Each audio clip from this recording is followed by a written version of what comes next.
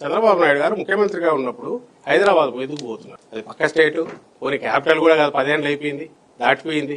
మన capital common ఇది అనుకోవడానికి లేదు. సో ఏం పని మీద పోతున్నాడు? ఇక్కడ నీకు ఒక ఇల్లు ఉంది.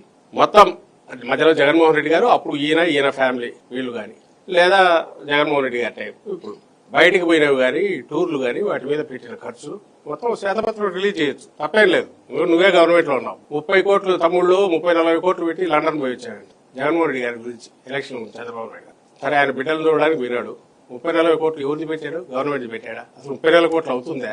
నీకు నాకంటే తెలియకపోవచ్చు. మనం ఎప్పుడు జగన్మోహన్ రెడ్డి గారికి తెలిసిందే, చంద్రబాబు నాయుడు గారికి తెలిసిందే ఎంత కాస్ట్ అవుతుంది అనేది. అవుతుందే అంత ఒకటి. పోనీ అన్నప్పుడు నువ్వు బాధ్యత కలిగిన దాంట్లో ఉన్నప్పుడు రుజువు చేయాలిగా.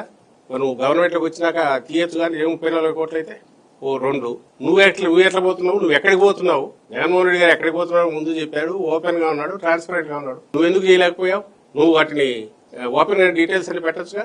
ఇప్పటికైనా ఏదైనా ఉంటే వాళ్ళకి దమ్ము ధైర్యం ఉంటే, లేదా ఫెయిర్ ప్లే ఇది కావాలంటే, ఫెయిర్ ప్లే ఎలాగో ఎక్స్పెక్ట్ చేయలేవు, తప్పించుకోవడానికి ఎప్పుడు ఇదే చేస్తారు. కానీ ప్రజల నుంచి కూడా డిమాండ్ రావాలి, అందరూ మీడియా కూడా డిమాండ్ చేయాలి. శ్వేతపత్రం రిలీజ్ చేయమని